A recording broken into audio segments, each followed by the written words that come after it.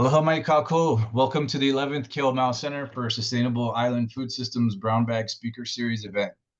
Today, we're addressing the topic of food hubs with community perspectives on strengthening Hawaii's local food networks. My name is Ioane, and on behalf of the center, I want to thank all of our guests and presenters for taking the time to attend today. Please scan the QR code. Excuse me, I have to share my screen here.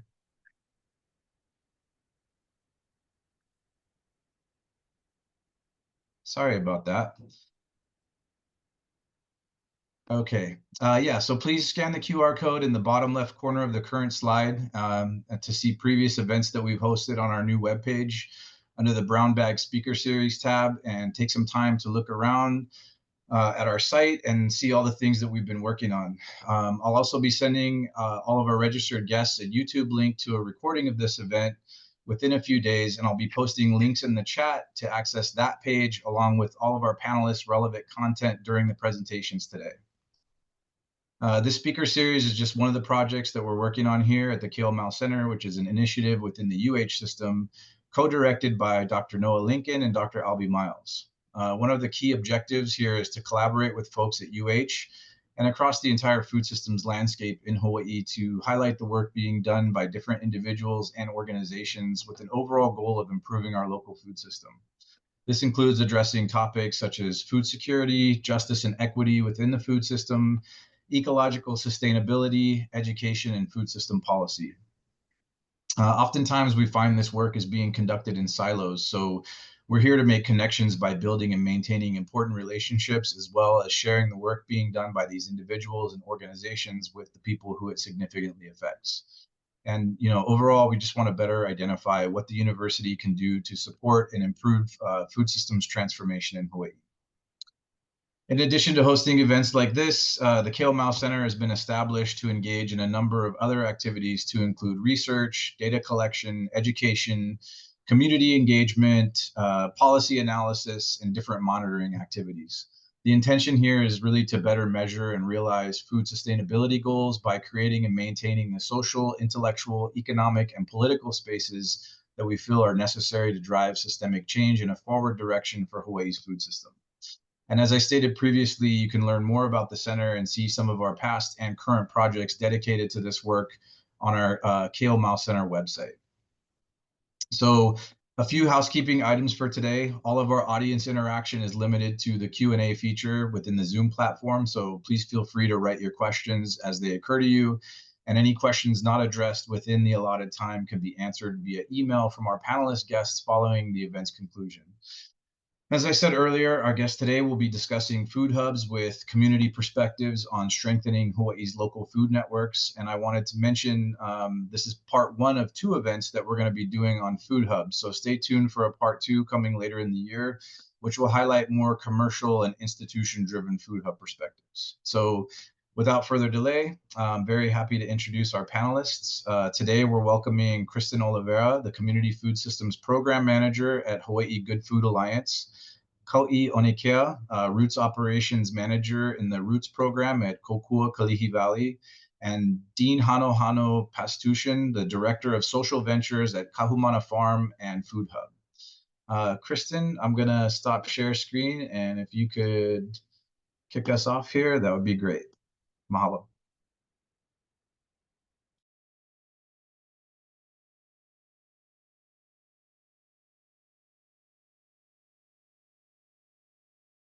All right. Aloha mai kako, everybody.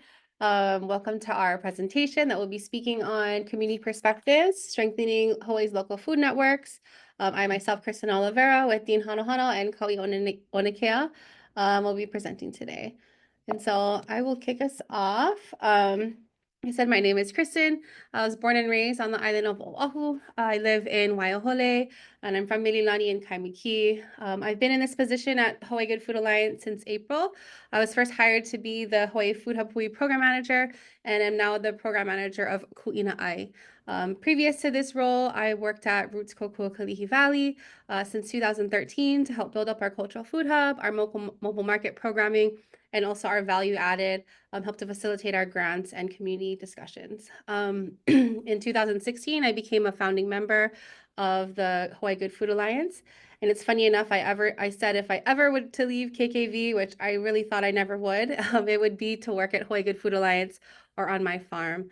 And so today I'm going to be talking about the importance of building pilina and networks across the state and how we can support one another, our communities and our farmers and our food system, so that we can, really empower the land and our aina and our people together. So I will talk about the Hawaii Good Food Alliance. And so for the Hawaii Good Food Alliance, we started meeting as a group in 2011 and became a nonprofit in 2020 during the pandemic. It really was a group of like-minded organizations that started meeting to talk about what a healthy and thriving food system would look like. And if we all work together in collaboration, how could we really see that happen?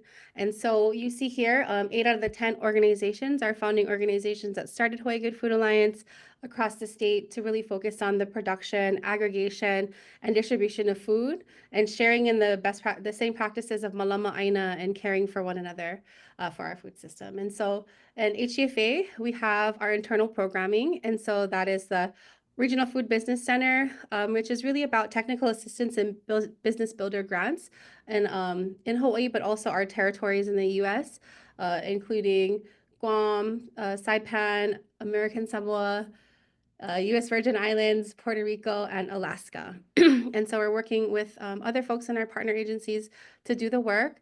The Hawaii Farmers Market Association is also a technical assistance provider to support farmers markets across the state with access to EBT, WIC, double bucks, and other technical assistance opportunities. For the debucks programming, we're partnering with the Food Basket, which is the main parent of this program, but working to double up food bucks across the state. Iola is our food as medicine program, which really focuses on creating a community care hub so that we can help to facilitate any of the administrative work that comes along with food as medicine and the 1115 medical waiver. So we're seeing a lot of growth in that, especially with what's happening in the federal landscape. We're still in the clear, so that's good for now. Ku'ina is our newest program. It's a community food systems program that really is about supporting farmers and food hubs and producers across the state that are aligned with our good food pillars and are grounded in generational thinking.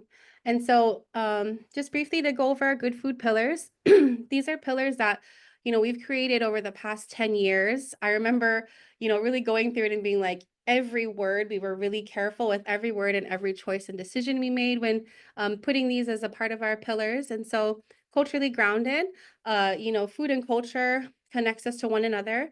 Food is medicine, food being integral to our health and our well-being, equitable, easy access to nutritious foods in the matter of fairness, equity, and social justice, community-based, working with communities to develop knowledge and capacity to foster resilience and community-led economics and social development.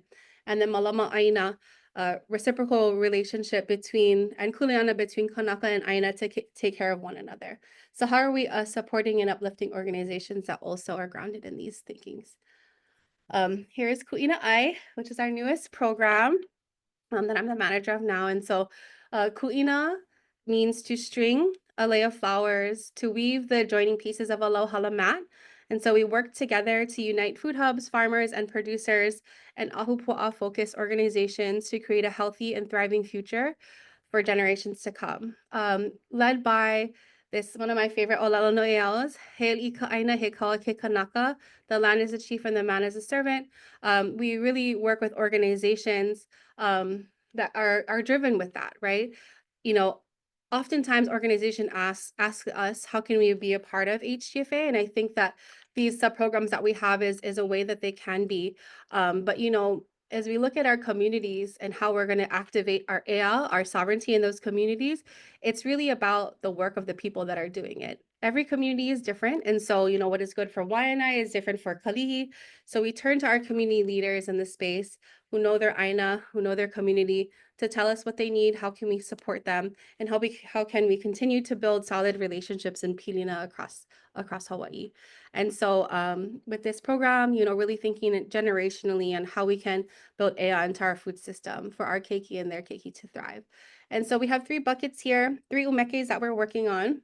Umeke Aipono is the way that we distribute our food to our community and support our producers and our farmers. Alakaʻi empowerment is through our apprenticeship programs or through our internships. And then Pilina building, how are we building networks and relationships across the state so that we can become stronger together? And I just wanted to show this beautiful drawing that was made by Solomon Enos with Kuʻilani Odom, which is the executive director here at HGFA. And so this is, if you looked at the Western framework of the food pyramid, this is kind of like our cultural framework of our pyramid. And so we see this cornucopia of food, just how we see the cultures across Hawaii being such a vast range of people and food and different ways of living. And so, we look at this and we see kind of that vibrancy that we have in Hawaii.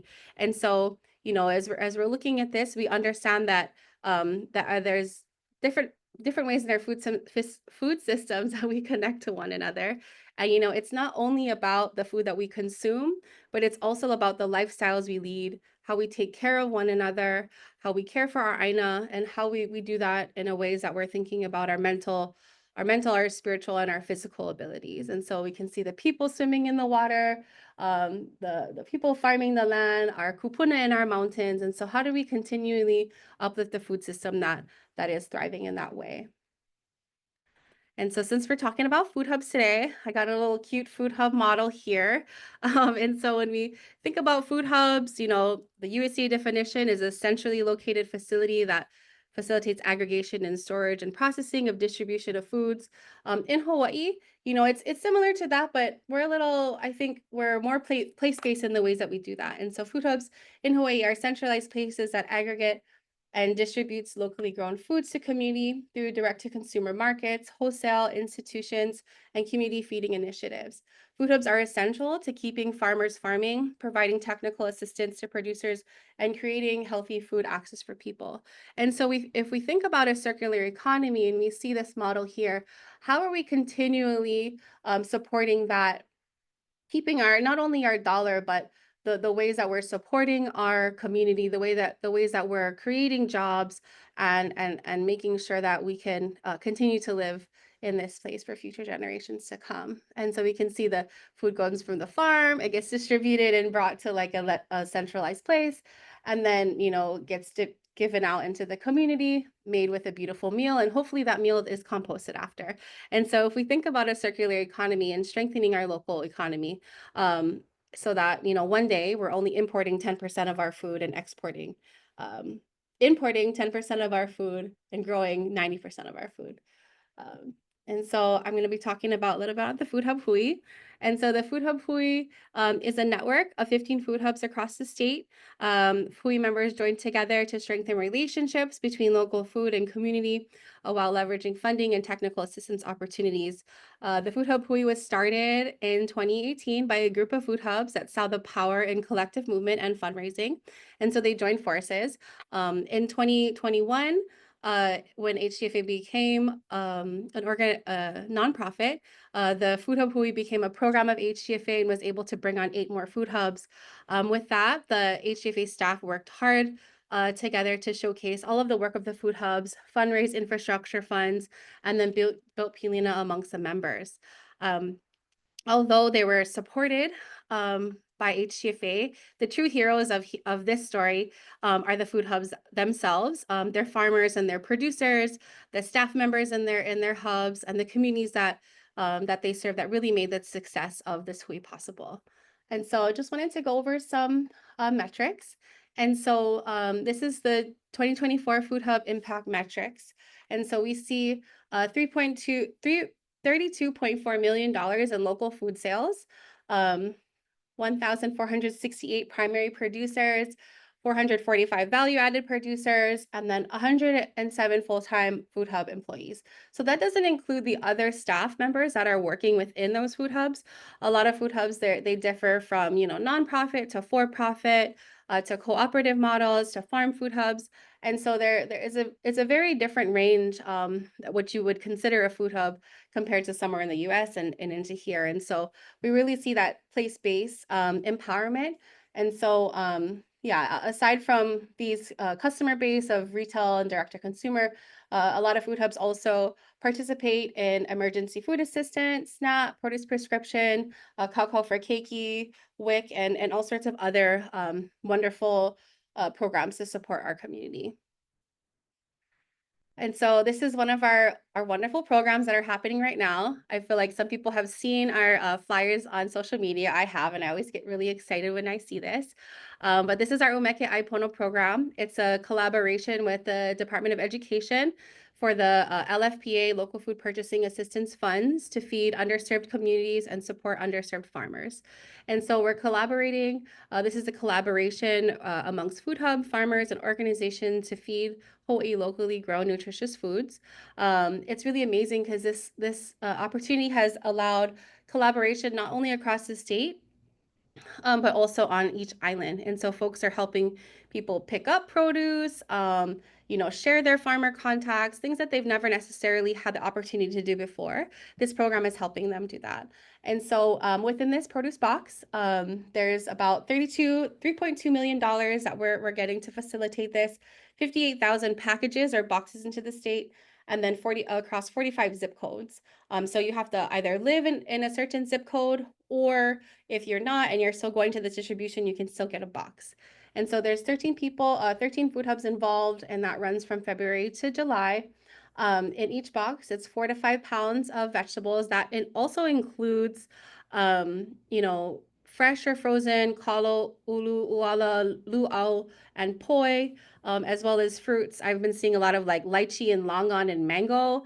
I'm like, I want a box, but it's for our community. And then we also have local protein. So there's some folks, and I think Kauʻi might talk about it, but local fish. And so there's a fisherman that comes to KKV. He'll process his fish, and they're able to give it out into their boxes for their community. Grass-fed beef, shrimp, and eggs, and tofu. And so it's a really beautiful array of food. And I've been hearing it's a very hearty package too. So it's not, there's a lot of food to be given out. This is actually our quarter one metrics. I haven't quite shared it with the large group, so this audience will be the first kind of to hear. But this is so far for our quarter one, February 3rd to March 31st. So far in these 2 months, we've distributed out 227,000 pounds of locally grown food, $676,000 directly to our farmers, about $500 directly to our food hubs. That equals out to 19,000, almost 18,000 packages distribute, and then 45,000 community members served. A really amazing thing about this is that the bottom left picture is a Molokai, and there's people waiting in line for like an hour to receive boxes, to receive packages. They're actually doing a drop in kalaupapa this week, which is really amazing that they get to feed the families that live down there. And so this is really stretching far and wide across the state. And we are really proud of our food hubs for doing the work to supporting our community. Another really great opportunity that we have this year is our Food Hub Leader Fellowship. It's actually an apprenticeship program. I'm a little obsessed with Lord of the Rings and the Hobbits. And so I call it a fellowship, but it's basically a year-long paid apprenticeship program with 15 food hubs across the state, really focused on relationship building and food systems career empowerment.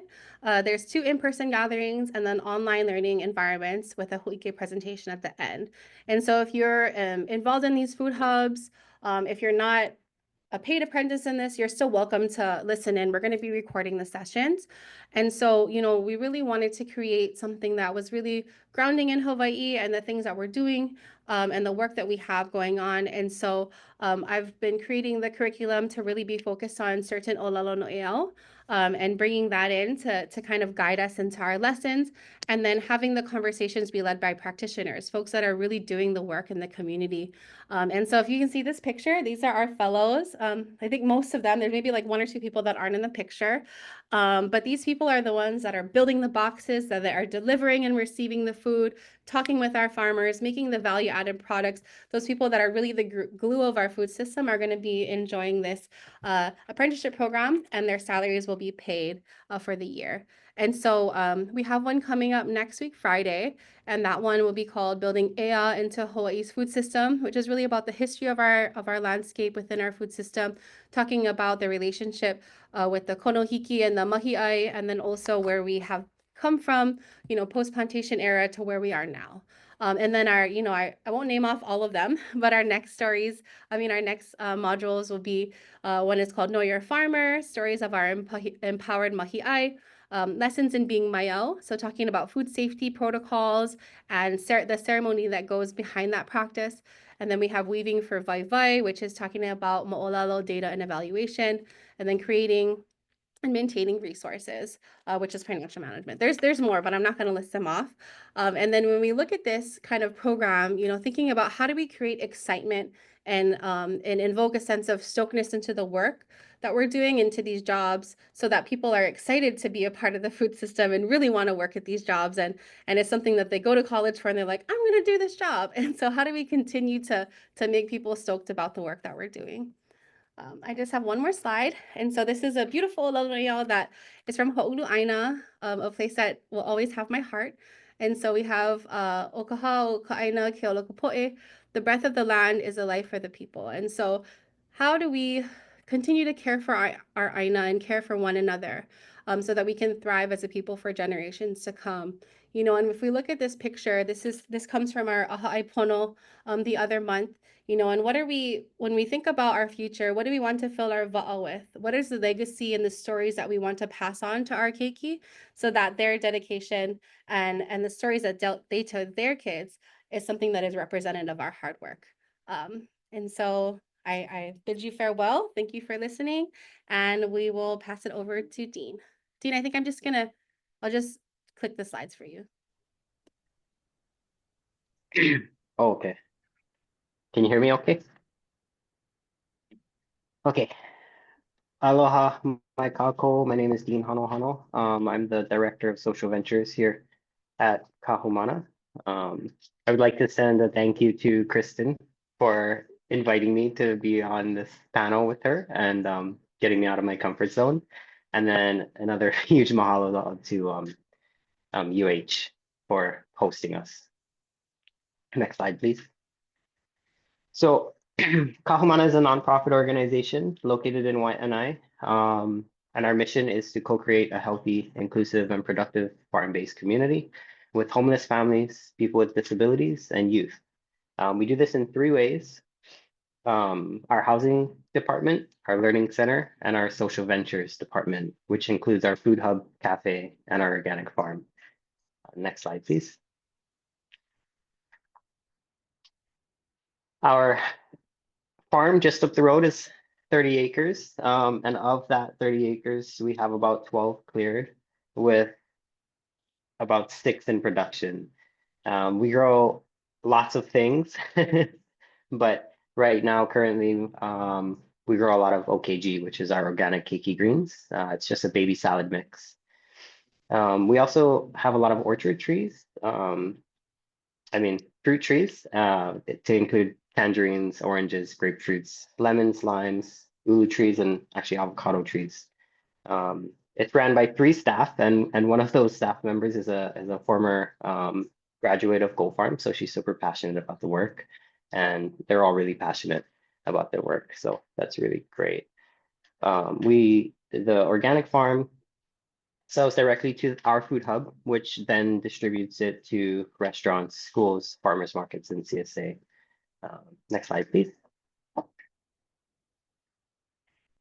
Okay, so the beginning of the food hub. The food hub started technically in 2017, but it really took off in 2018. The picture on the left is a former employee of Kahumana. He used to have chickens, and he would bring his chicken eggs to the food hub, and we'd purchase them from him. Super grassroots. And then the guy on the right is Henry. He would bring a truck full of coconuts and peel his coconuts out at the farm. And then in the middle there's Auntie Betty, who I hold near and dear to my heart.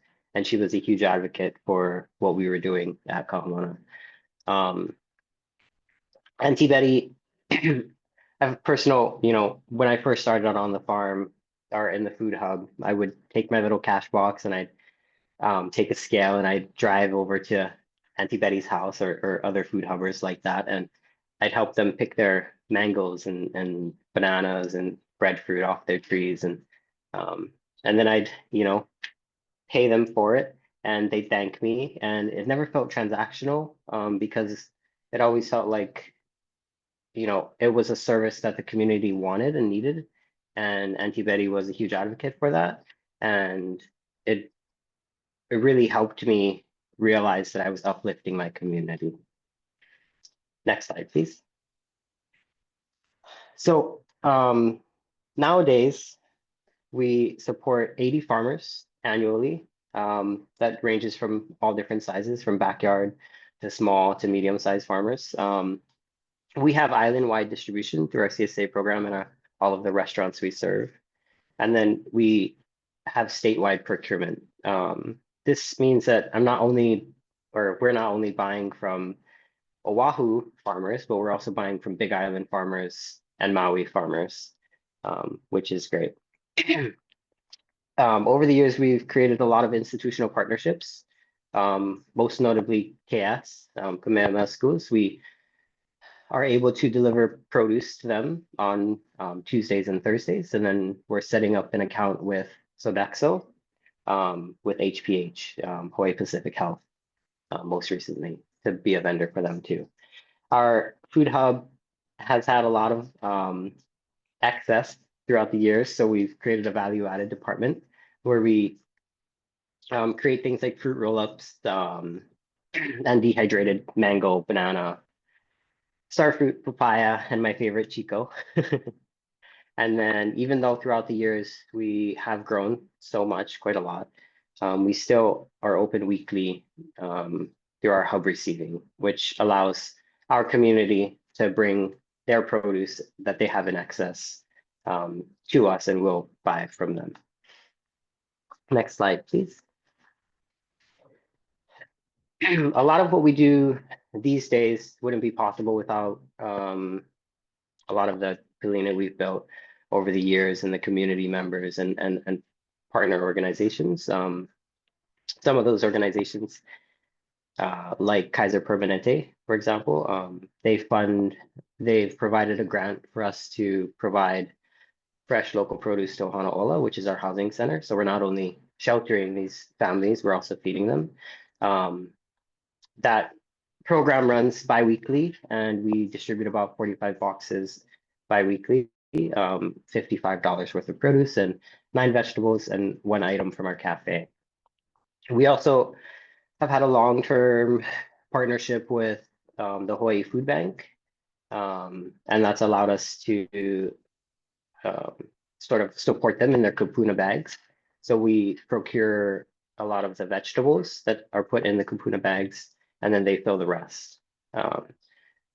In the community, we try to reach out to the community by going to farmers markets and letting them know that we are doing these sort of different programs. And we're at three locations. We're at the Waianae Saturday Farmers Market, the Kaka'ako Saturdays Farmers Markets, and every first or second Tuesday, we're at the Kapolei Night Market. I want to say our biggest program, though, is our Kaukau for Keiki program. It's a summer feeding program that lasts for 8 weeks, June and July. We distribute about 2,500 boxes a week. And then it's because of our partners and our community members that this program even exists. Because if it weren't for organizations like Elipaio Social Services or Ho'omahua, we wouldn't be able to do it, because they sort of step in and help to volunteer, building the boxes, constructing the boxes, and distributing the boxes. So we're super appreciative of that. Next slide, please. Here are some of the statistics for our 2024 Kaukau distribution. So we serve the Leeward Coast, and this or I guess last year we partnered with the Hawaii Food Bank and they took the rest of the island. But we served Waianae, Nanakuli, and Makaha. And yeah, 80% of the population here, or a majority of the population is Native Hawaiian. So that was super meaningful to me. And then what was really, I think, the biggest impact on me personally when I was choosing what went into the box was how much local poi and local kalo I could distribute amongst my community. Yeah. Next slide, please. Oh, sorry, this one's a click through. So this is some of our photos from our distribution, and we have we had a distribution out in Waipahu. This was back in 2023. We had a distribution out in Waipahu. We had one over in Wailua at the eggs factory, and then we also had one right here at Kahumana, and that's sort of our warehouse where we build all the boxes. And we don't do it like that anymore. We have more of an assembly line these days, but it's a good flashback. Yeah, you can go to the next slide, Christen. So this is a little diagram I made about how our food travels through our food hub. So it starts off on the farm, whether it be our farm and somebody else's farm, and then it moves over to a warehouse, our food hub, and then it hops in a truck and goes over to all of our restaurants and institutional buyers. If it doesn't make it to that market, then we take it to our farmers market. And then if it's still extra after the farmers market, we create value-added products. If we can't even create value-added products, it gets back into compost and then back on the farm. So to me, it seems like a closed loop system, which is great. Next slide, please. A little vision for the future. I guess for food hubs in general, it would be nice to have more of them because food hubs really supply farmers and help farmers with getting access to a market that they wouldn't normally have. And by creating farmers, you create more food, and then you create a more sustainable Hawaii. And then, for me personally, and for I think Kahumana, we really want to step back and we want to get back into the community. And we want our community to feed our community, which in turn uplifts our community. Next slide. Oh, sorry. I think I missed something, but it's fine. I just wanted to speak a little bit more about what we do here at Kahumana. So I'll just do this right now. I mentioned that we have a housing department and a learning center. The housing department, we have 2 shelters, one out in Waimanalo, which is an emergency shelter, and then another here up the road from us, which is a family shelter for people transitioning out of homelessness. The housing team really tries their best to help with everything from scheduling doctor's appointments to I guess helping them fill out any paperwork, all while obviously trying to find them a more permanent housing solution. And then we have a learning center with 12 clients who are participants that come on site, and there's a daycare, and it's adults with special needs, and we try to give them opportunities to learn and gain valuable skills, life skills like reading, writing, math, training in budgeting and communication. Anyway, for the last slide, I would like to say mahalo and thank you for listening. And I'll pass it on to Kauʻi. Mahalo, Dean. Mahalo, Dean. So much new information always every time somebody shares. So even though we've known each other for so long, it's always nice to hear new stuff. So aloha mai kako. My name is Kauʻi Onekea. I come from a little small valley called Mauna Laha, which is located right above Makiki between Manoa and Papakolea. I was lucky enough to be raised by my grandparents. who really instilled the hard work and to rely on Aina, that everything we need is available for us through our Aina. My grandmother is a fourth generation lei maker, so heavily dependent on the trees for flowers. And then my grandfather, who was an avid fisherman and a hunter, also relying on the land. He would always tell us that money does really grow on trees. Never really knew what that meant until really navigating life and coming to the place that I am at today, not realizing the things that I did as a child, which was picking the fruits for fun and creating a little market stand at the bottom of our road, will really helped me to navigate what was really important to me as I grew older. And that pretty much what I'm doing now was something that I did when I was like 5 years old, just for fun, back in the little valley that I was raised in. So super thankful for my upbringing and for my grandparents for guiding me here where I am at Kokua, Kalihi Valley, which is in the Ahupua of Kalihi, or the ancient name that we like to honor, which is Kalihi Lihi o Laumiha. Laumiha is the goddess of profound silence that was found to reside in Kalihi. You can switch over. Found to reside in Kalihi, also with the goddess Haumea, who is the goddess of birth, of many things, not just beings, but thoughts and things. And so Kalihi has the history of abundance. And I think now when we think about Kalihi, that's not what comes to people's minds initially, that there's a lot of violence maybe, or lots of migrants or people that are immigrated into this community, lots of homes, lots of apartment complexes and low-income public housings, lots of people. And so I think Kokua Kalihi Valley being built in this place really went back to the old mana'o of the Ahupua'a system, where you cared for from the mountain all the way down to the sea. So actually, to be a patient in the health clinic here, you have to live within the zip code, so 96819. If you move out of the zip code, you can still continue care if you have established it already. So pretty cool. We started in about 1972, which is a long time ago, way before I was even born. But there's a lot of work that has been done before me, and that a lot of work will come after me for sure as well.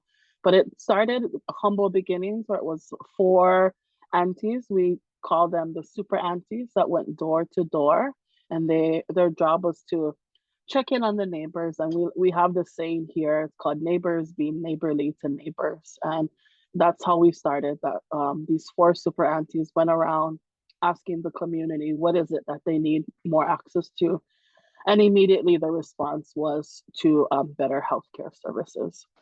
So it started, a couple years later, they got this little trailer. So this bottom photo here is where it started. It started with a bunch of volunteers providing medical and dental services, starting with about 4 employees. And now we are the largest employer of Kalihi, with about 350 employees. And our services has definitely grown to optometry and pharmacy, behavioral health, and then lots of youth service programs. Really just listening to the community. I feel like if there's one thing that we do well, is listening to the community and what they need, and then trying our hardest to meet that goal. We have a very diverse population, high amount of Micronesian and Marshallese families, a lot of Filipinos and Asian community as well. And so our health clinic actually speaks about 20 to 30, probably now, different dialects and languages, so that we can really meet our patients at where they're at by communicating with them the language that they know. We can go on a little bit. So if you see at the bottom there, Roots is the program that I'm going to be talking about, which was kind of a unique situation. I feel like a lot of times it's hard to kind of comprehend that our program, which is so focused on food and farming, actually exists within a health center. That thought is almost this new way of thinking that those things can exist together. And what it is, it's to kind of prevent the illness, right? So what can we do to help people just stay well, stay healthy? And that's where our department was born from. So in 2011, when there was a discussion for a new building, where we are today, which is a wellness center. So this is our third or fourth actually building through the years of KKV. But within this building, they already from the beginning had thought we need to put in a certified kitchen, and that kitchen would enable us to really provide the service of food and feeding to our community. So in our we have a certified kitchen here in the clinic that allows us to store and cook a lot of our food, and really built the mission for our program around grow, prepare, and share. So focusing on growing of food and farmers and connecting to the farmers that are growing the food, preparing those foods and creating spaces for people to come together, like you see in these photos, to gather, to share, to learn from each other, to reconnect to where their home might have been. A lot of people that live in Kalihi have come from other places, have come from small islands throughout the South Pacific, from the Philippines, and really have found a home here in Kalihi. So how do we help them to not forget their traditions and to continue that path of connection to food, connection to land, and then just sharing access and affordable food to our community? And so we can move on to our next one. And so that's where the hub was created. The hub was created right from the beginning of Roots. Thankfully, with Christen, she put a lot of work into creating the food hub. And it wasn't just any food hub. We really wanted to emphasize the intention of connecting to culture, that no matter what culture you come from, we want you to come into our food hub or see our food and recognize it as food that reminds you of home, reminds you of your grandparents, eating around the table with your family. And so what that means to us is that we're striving to always having kalo in our markets. Ulu season is like the hot time for our market. We open at 11 o'clock and people are waiting at the earliest right now, which is a crazy time. The last I heard was 5:30. And that's kind of crazy. Some people only do that for like concert tickets or, special things. But yeah, so it just shows us that our community is really, they are ono, they for those kinds of food that they're used to back home. So the breadfruit really helps us to connect to our community in a way that really makes them feel loved and seen. And so our food hub, right now we have about 44 farmers. So we have about 20 on a consistent basis, which is weekly, and then some that kind of pop in and out as the season comes and goes. I have two farmers here that I'd like to talk about real quick. Simeon here on the left, he is a retired veteran, and he met us through volunteering at one of our work days. And by being at the workday and learning how to farm, back then the name of our workday was called Growing Farmers. And that's how we met him. And it really inspired him. And he felt that being on the land and farming was something that really helped him to kind of deal with his PTSD from being in the military. And so what he did was he was inspired to become a farmer. He took his retirement after all his years of work and really invested all of that to starting his farm out in Kahuku with a friend. He grows the most beautiful lettuce, choys, and always comes in really happy to show us what he grew. And then we have Jason and Jen. So him and his wife, they were able to join the Go Farm school through UH that really teaches people how to farm organically and to really create a business. And so we're really thankful for that program, because actually we got a lot of farmers that have gone through that program. And we know that the teaching and the ways that they learn how to farm is something that we truly support, and that it's not just about growing food, but about how you're managing that in a way that benefits also the aina, and that have no side effects to the people that are consuming or anybody around that. And so we, as much as possible, go for small local organic farmers. And we'll go over, this one photo with all of our farmers. We try to meet annually to kind of just bring everybody together so they can meet each other. They can ask each other questions of what is working, what's not working, how can we support them, and just kind of share with them like all your hard work is not in vain, and it's not just this business, that we truly appreciate you as family. And here we get to share with them all the stories and all the community that we're able to feed through the work that they put in each and every day to grow food.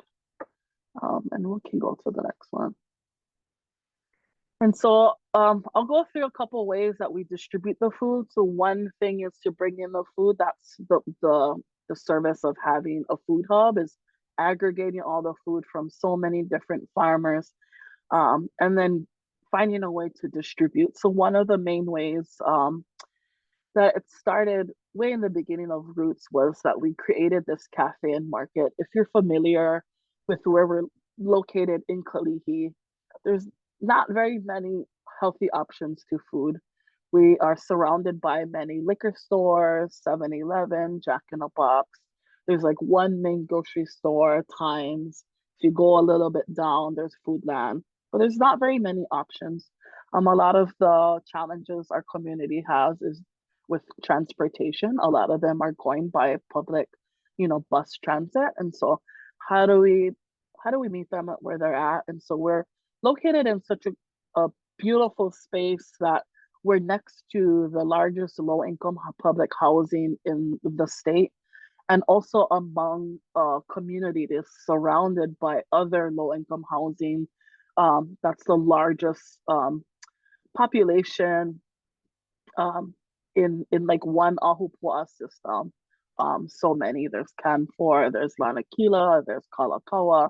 There's so many public housings that is right around us. And so it's important to provide a source of food that we are proud of, that we serve with high quality. My newest thing is like saying top shelf. Like top shelf, we want to serve the top shelf food. We don't want, when it comes to people that are in need, we don't want to give them the leftovers or the thing that nobody else wanted to buy.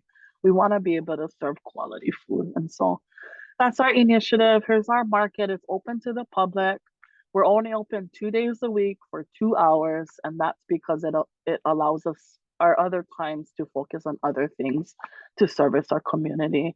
A couple big things that we were sure to put in place in our market, which is to be able to accept SNAP EBT and to partner with the food basket in offering the bucks discount. So any locally sourced produce with no additives will qualify for a 50% discount when shopping with your SNAP EBT. And then recently, I'd say it's about 2 years now, we were the first food hub to be able to receive the WIC benefit. So people shopping with WIC, they get a bunch of different vouchers for like milk and eggs and things like that. We can't do that just yet, but what we can do is they get an amount for fruits and vegetables that's allocated to their family each month, about $40, and they can use that benefit and shop with us and buy the ulu, buy the poi to feed their family. And then our cafe menu also utilizes the produce that is being grown by our farmers, and it's kind of fun. We get to design our menu every single day that we're open. It changes every single time, and it's based off of what's in season and what our farmers are growing. And so we get to have fun with that every Tuesday and Thursday. And we can go on to the next one. So we're not doing the market. Our market. So being that we're only in one place, and I shared already that transportation was one of the challenges that our community faces, we found a way. Christen was like, we have to take this on the go. How do we load this thing up, drive to where they are, pop it up, and then sell the produce? So actually, this photo on the left, there's Christen in there. And there's this little girl on the left side who now is one of our employees. She's about to be 21. She volunteered, I believe she was 10, and she would follow Christen around and work in the market. And it really inspired her to now work with us today at the age of 21. And so pushing around carts is something we did right around here in the clinic. And then we wanted to go farther. So we got this little van. We would load it up in the little van, drive around. And then it was hard because it was lots of like in and out, and we're like, there has to be another option. And so the thought of like the Manapua man, right? You hear the Manapua man driving around with the music, and like you run outside, but almost always it's food that we shouldn't be eating. And so we thought, like, what if we could do that, but like roll up with produce, food that we should be eating? And so then we invested into this 14-foot box truck that was designed in Maine and in Canada. They met in Maine, and then they crossed America, got on the Matson ship, and came all the way to us. This year we've made one whole year having the truck here, and there's a little things to be worked out, but it's been such a great thing for us to kind of load up. We can roll out, and you see in that photo, we get to go to our Kupuna Center, which is one of our original KKV sites, and we get to pop open for them, and they can just get what they want, and they're so happy. Creates a lot of stories and a lot of questions, and we get to ask them what are they going to make, and there's just lots of conversation all around food that we support, and that is grown right here in Hawaii. Yeah, so you might see us around. Keep an eye out. We can go over to the next one. And so I'll talk a little bit about our Pili Naha framework. A lot of times in like clinical studies or just overall, it's either people are doing good or you're doing bad. But actually we realize that there's other ways of measuring health, and that actually the thing that we think matters the most, or that the government or the, I don't know, professionals want to focus on, such as your weight or your BMI levels or all those things, that when people feel healthy, those numbers are not the reason why they feel healthy. No one's ever really saying, I feel healthy because I was 120 pounds. That a lot of, when we ask people, when is it that you feel healthy? A lot of the answers is when I was pregnant, when I had time to garden, when I get to go surfing, when I get to just sit around with my kids and my grandkids. That these are the stories that are being told. And so we created this metric, and that it's called the Pili Naha. So it's 4 different connections. And so the first one is connections to past, present, and future. And so in these photos, what we, the programs that represent this Pili Naha for me is that we have one Ehuola family health program for children starting at the age of 8. And they get to use the food that's coming through the food hub. So we teach them how to cook. I cannot tell you how many adults I came across during COVID that just didn't know how to cook. They didn't know what to do. The world was ending. No, they couldn't go out and buy already made food. It was really hard. And so we don't want our kids to be in that predicament. We want our kids to know how to cook, how to identify certain fruits and vegetables, how to, fish and things like that. And so our program is a year-long program, and we do that with the youth. We have about 20, and some of the days the family is also invited, because it's not just about trying to change one person in the family, but also it's a family effort. And so just recently they did imu up at Waiahole with Christen and Nick Rapun, and the Rapuns out in Waiahole. We did fishing with Uncle Ali'i and our fishermen, Chaz and Chris, and then just teaching them how to cook different stuff and to have fun in it all. We'll go to our next one. So connection to better self, to me, this represents all of our distributions. We have a couple, I'll talk about just 3 of them. One is our RX produce program that was a health study through UH. It was for our patients here at KKV that had any diet-related chronic disease. And that would, if they sign up for a program, they would receive 1 produce box a week. And it was a 5-year program. That was one of the most amazing programs and the funding sources that we could ever get because of the length of the program. A lot of times we get funding that is short, and so it's hard to see true change if the funding is just this short little couple months. But this one was a 5-year program, and we saw a lot of change. We're seeing that at 5 months, there's a decrease in A1C levels for some of the people, and then they stop going to the doctor, right? Like if they feel better, they stop going, which is good, but then we can't measure it. So some data analysis that we still have to do with that. We just ended last month after a 5-year run. So it's kind of bittersweet. They're already asking how can I sign up again? What's the next thing? We're still trying to figure that out. We have a couple kind of short-term ones. One is with the Onekea Ipono that Christen mentioned. It's going amazing here. We're doing about 200 a week to service our community, mainly our kupuna. And then we have our Aloha Care, which is really cool that a health insurance has decided to pick up a package or create this package. And I kind of compare it to like gym membership. If you remember when like the one health insurance that came out with a gym membership, and then by the time you know it, every health insurance is offering some type of gym membership, which is a way of preventative health, which is great. And so Aloha Care is the first, hopefully not the last, that has put together a package for their patients to receive 2 meals. So you see the auntie in the middle holding her meals, and then they get 1 produce bag every single week. And so we are about 1 year into that program. It's a small cohort of about 30, and it's going really well. And we're hoping that Aloha Care just continues and allows us to kind of just level up as we see fit. So that's kind of our distribution. And then our next connection is connection to community. So this one is truly focused on our kupuna community. Through COVID, a lot of them were isolated and home alone.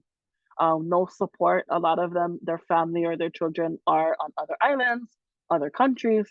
So they needed the support the most. And so what we did was we invested in this big van that allowed us to kind of load it up, whatever we got from the farm at the back of the valley, and whatever we could aggregate from our farmers. And then we'd also make meals and we would deliver it to them. And once you start something with them, you can't just stop. And so actually we just keep trying to find more funding to just keep that program alive, even though COVID's kind of a little bit more quieter. Not gone, but quieter.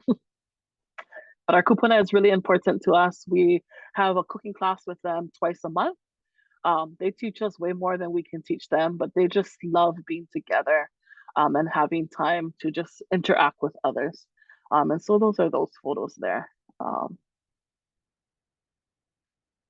And then our last is connection to place. And for me, a lot of that is you need a place to connect and to be present. So I feel like a lot of our work is creating spaces where we can gather either with farmers or families, children, kupuna, that they all are a part of the food system. And so this is some of our data from 2024. We purchased 74,957 pounds of produce that was able to serve about 23,000 individuals, not including people that are purchasing things from our market. And then we're servicing 44 farmers and producers and putting money, into their work. We're valuing their work that they do for Hawaiʻi and the food system, $362,705. And then with the incentive, we're able to connect to that part of our community at $29,543, not including the match. So actually it would be a doubled amount because the incentive is paid by the food basket. But that's just a small amount of, a number for Kalihi and for the work that we're doing with just being a really tiny hub with a little bit of space and a little bit of staff. But yeah, those are our numbers, and we'll move on to the last, and we'll close out with an opportunity for gratitude, that we always get feedback that people are feeling cared for, which is our overall mission, and just how thankful they are for the food and the connection they get to better their health. I can say that a lot of our kupuna that are in our programs are like average 90 years old, which is so crazy to me, and really beautiful to see that we can help them to live happy in the end, and that they're so active. They're like dancing and singing and cutting and just so excited to work with our kupuna that really guide our work and everything that we do. So mahalo nui. I hope you learned something new and are excited about how you might support this food system and where you might fit in that cycle, if you want to be a farmer, or if you want to just support the farmer, or if you want to help to write grants so that we can continue to do this kind of work, or just share the points of access that you have just through us. You know, there's so many. Kahumana is such a great organization, also online. And then if you're ever in Kalihi, come by and check us out. Mahalo nui.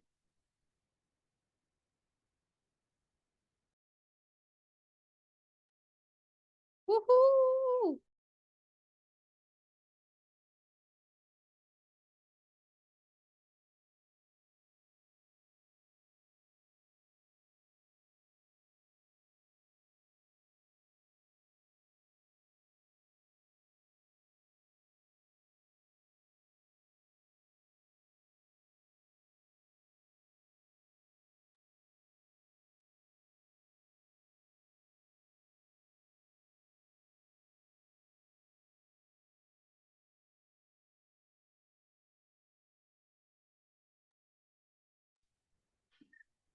I'm looking at the questions. I think we all are because we're all trying to like squint in a little bit. I'm reading the second one because that seems like a simple one. The other ones, I think the first one's for you, Christen, and then maybe Dean, if you, I mean, we can all chime in maybe on the third one. But there's a question about, I'll just read it and then we can all throw an answer, I guess. What are some effective ways to manage food waste in a food hub, especially when it's not directly connected to a farm? Specifically, how can composting be handled, and what are some options for repurposing unused food? I think for us, that's probably the challenge we face every single week. I think the goal is to figure out how we can keep moving the food to not really sit on it. Maybe there's a different answer for Dean, but because we're so small scale. Yeah, I can chime in. You know, I remember during Kauʻi 2023, we did have a lot of extra people weren't picking up their boxes like we had anticipated, so we were left with a lot of extra. And it's not so much a closed loop system, but we would donate a lot of the extra produce to the Hawaii Food Bank, and then there are companies like Aloha Harvest who will come and pick up and redistribute the food where they see the need. Yeah, I hope that helps. I think for us, we're so close to the community that we are the health clinic and the food hub and the farmer. Like, we're a pretty unique situation, and so for us, we try to just try to keep it moving. That if somebody doesn't show up, there's somebody else that we can feed. And then just being creative, like, oh, okay, we have all these ripe bananas. What are we gonna do? So some of the things we do with ripe banana is one, dehydrating. So we have equipment to help us with processing or creating value-added products, which is dehydrating. We dehydrate a lot. At Hawaiʻi, we also have a freeze dryer, so we can freeze dry things. And then just freezing. Our freezer often has a lot of things, but it doesn't last as long, but you can kind of store it away for a little bit. And then because we have the cafe, and I'm sure same with you guys, Kahumana, that the cafe will have to try and fold that in, like add it to their menu. And so there's a couple ways. And then because we both are managing farms as well, composting is definitely something that we do. And so we compost and we keep it in our refrigerator, our walk-in, and then weekly we go ahead and dump it in our compost piles. And there's a technique to the compost piles too, where there's multiple piles and you're rotating through them so that it can break down. And then we also make bokashi, which helps to break down that kind of like matter a little bit faster.